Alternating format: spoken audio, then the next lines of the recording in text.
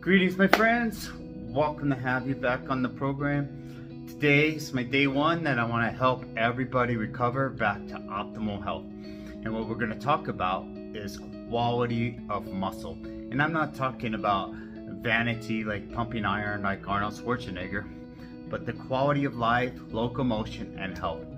A fact that you may not be aware of is that the quality of muscle can contribute to disease or help fight disease.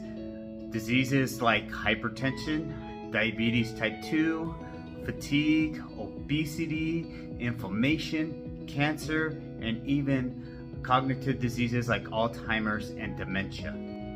Alright, right now you're probably thinking, how can muscles help me combat serious diseases such as cancer, Alzheimer's, dementia, inflammation, hypertension, etc.?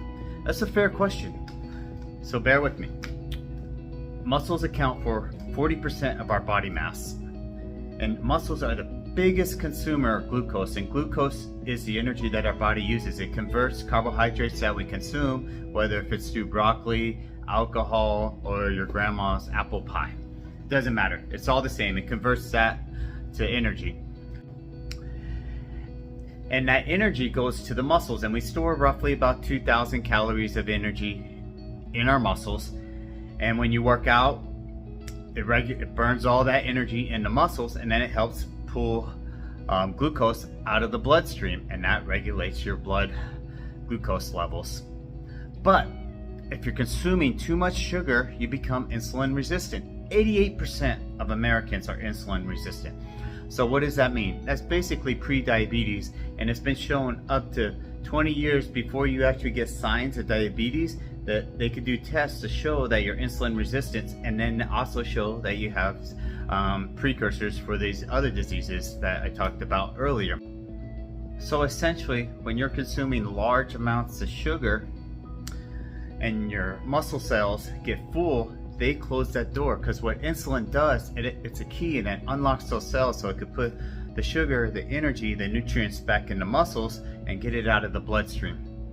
But when you consume too much sugar, it blocks those off, and so then all that sugar has to go somewhere, because it can't stay in your bloodstream. If it stays in your bloodstream for longer than 2 hours, that is by definition diabetes. And generally what happens then, as you become more resistant to the insulin, your pancreas starts to produce more insulin and more insulin, until eventually you overwork the pancreas, and then it shuts down, and now you have diabetes, and you have a really serious issue, and you got to start taking insulin shots.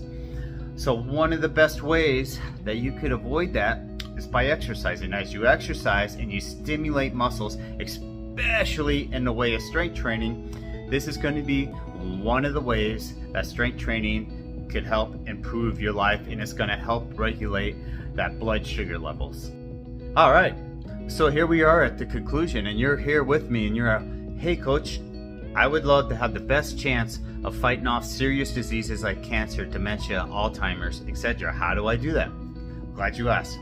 What we do is resistant training. So you want to do squats and presses and rows and carries. I can't do that. I don't have time. I have bad knees, I have bad shoulders, I'm old. All of those are lies, all of those are excuses. I have clients who just started in their 80s and never lifted weights today, and they're doing fantastic things, traveling around the world, living the life that she wants. Now here's the key, especially if you're older and you have these injuries, you need to find a good coach to help you improve your life. And it will happen, and it happens so fast. So stick with me.